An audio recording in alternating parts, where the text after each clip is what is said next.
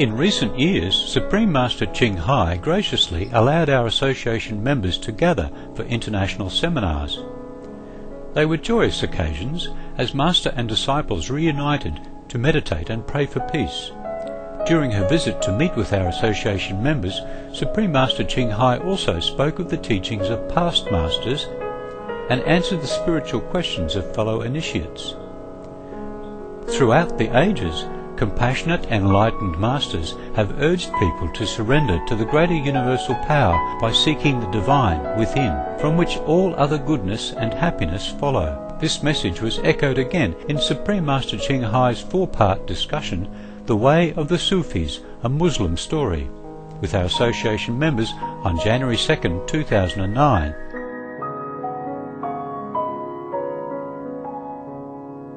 Supreme Master Ching Hai's lectures are not a complete meditation instruction.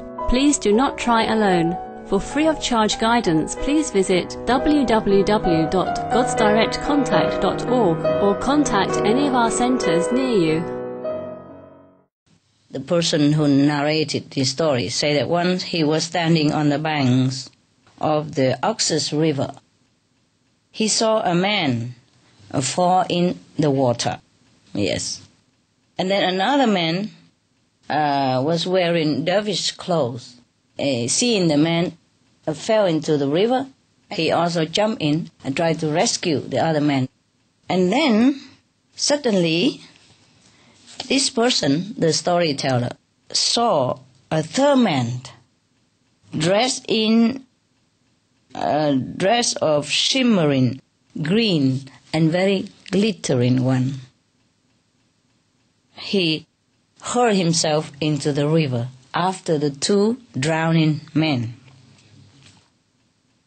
But as soon as he struck the surface of the water, he changed himself into a log, a wood log, not a man anymore.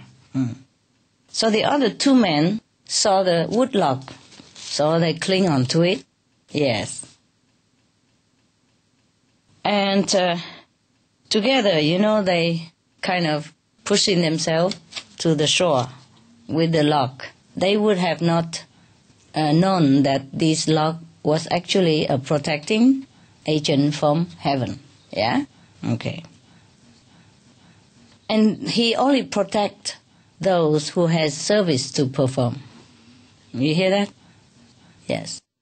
So if you are doing some SOS flyers distribution, and if you see a log somewhere, please don't just kick it off, pick it home, and put it in your fireplace. Who knows? Who knows? Maybe that green man jump out of the fire, and then scare you to death. He's supposed to protect you. But if he jump out like that, of course you'll be collapse, right? Okay. Now, this green man in the light continued to say to the witness like this: You may have been a disciple of, say, Imdadullah, probably the master at that time, master of Sufism at that time. But you are not mature enough to know what we are doing for the sake of God. See that, At that time, maybe these Sufis disciples or master at that time were not enlightened enough to understand all this, what's going on. Yeah? Therefore, he went there and kneel in front of the green man, and asking for blessing. Yes.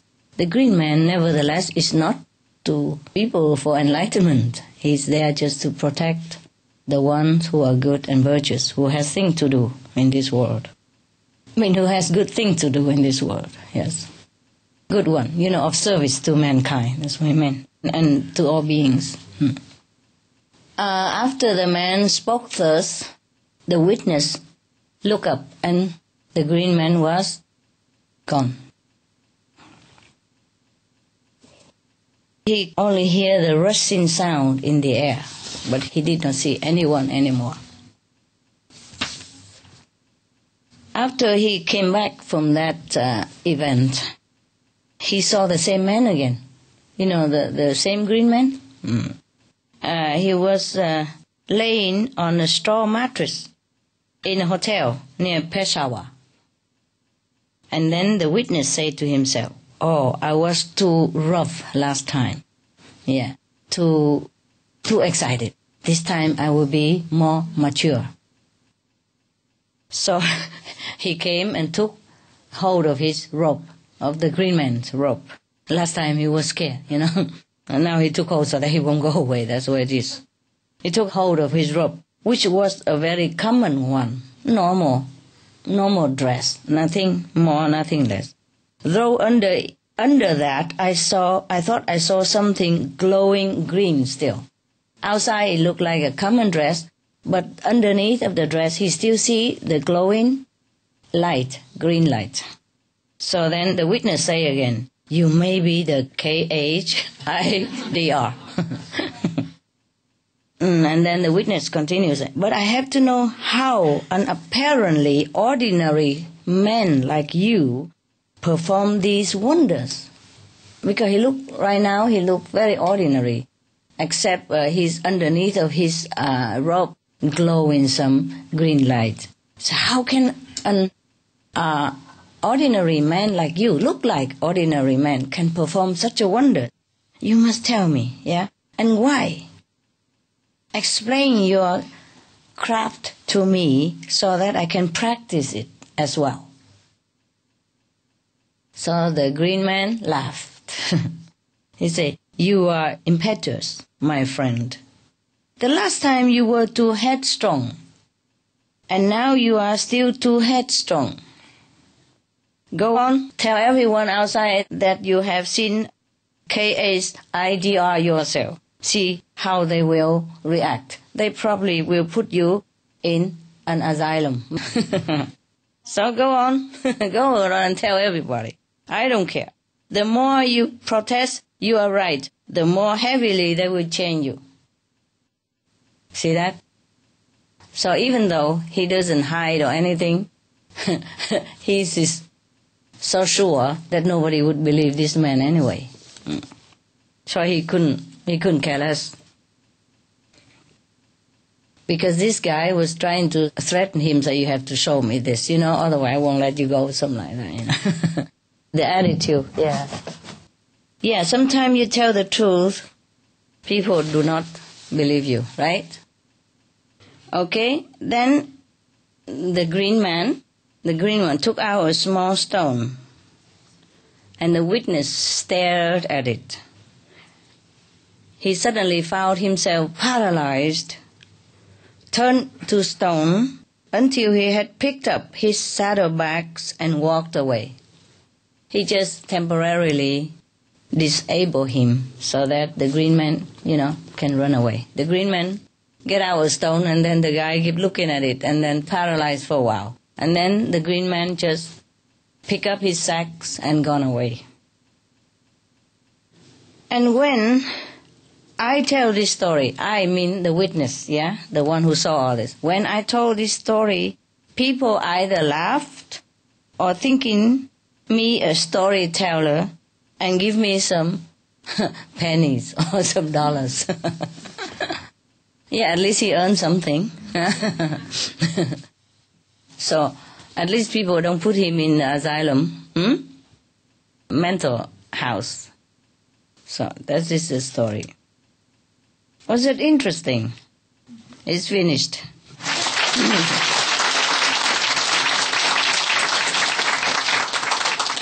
Applaud to the storyteller at least, huh? Oh, yeah. If he told you this, would you believe? Huh? Yes. If anybody told you this story, would you believe?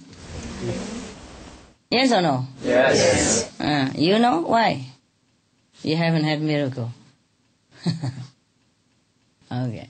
Anybody have similar story except the person, you know, the invisible one is not green. Maybe blue, for example. The blue one. Huh? Yeah. Yes? Well, who? Where? Come here, come here. I don't see you. Who is it? Come and tell me. You have similar story? Yeah, before I come to here, I have no money, but sister give me $10,000. $10,000? NT. Oh, NT. So I have money to come here. Oh, well, that is your sister. Is she green? So? No, I just know her. Okay. How one? Anybody who has like invisible help, or somebody who's invisible and then help you and then disappear, something like that? Not really help, Master. Just your manifestation, but not really help. Just Not help you? just appear like Disappear. and talk like non-verbal and just. Oh, because you don't need help, maybe. You did not need help, that's why. Okay, then it's similar. It's good. Anybody who see Master inside? Just him? You see also? What does she do? Or he do?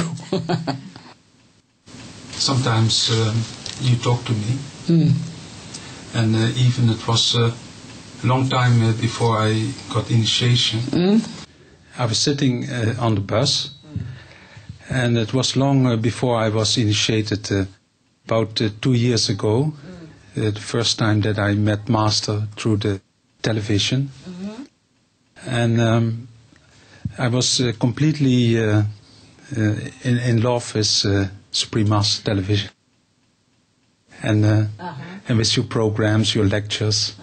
I liked them very much right from the beginning, and then maybe 2 or 3 months I was watching every day, and then I was sitting in the bus and I was thinking, oh, these girls in the Supreme Master Television, they all dye their hair like the Master, blonde hair. Before. Some of them. And then I was thinking, oh, they are just a little bit childish or a little bit spiritual, immature. Something like this I was valuing. Yeah. And then all of a sudden I hear Master's voice inside, and she said, no, they are like the girls who like to dress the hair like their mother. Yeah. And normally, it was so sweet. It's normal. You know, and it's normal, eh? Yes. And it was so clear. And first I was a little bit surprised to hear your voice. Yeah. But at the same time, I felt, okay, this must be a very powerful lady, a very powerful Master, that she can speak to you like this. And I was really, on one hand, surprised, on the other hand, I could accept it and see it as a normal thing. No judgment. No judgment, yes. You know, I do everything as I must do, according to universal plan, just to help whatever way I can, to connect with people in different ways, yes. So, for them to look like a mother, some of them, okay. I would prefer not to have to dye hair blonde and all that, but if I have to do, I do anything anyway. Whatever. Whatever. I'm easy. Whatever I have to do, I say, okay, why not? Yeah. There's no more time to say, no, I don't like, or I like. I don't have like or no like anymore. So after that, you feel good, huh? Feel like more tolerant, huh? Yeah, it's very good. At least you're very powerful also. That in such a bus, busy and noisy bus, and you still can hear me. It was a kind of innocent state of consciousness. Yeah, so you were powerful too. Good. And what else? That's it? There's only one time? No, several occasions. Oh, yeah. others. Often it happened in dreams. Yeah, okay. It's similar. Okay.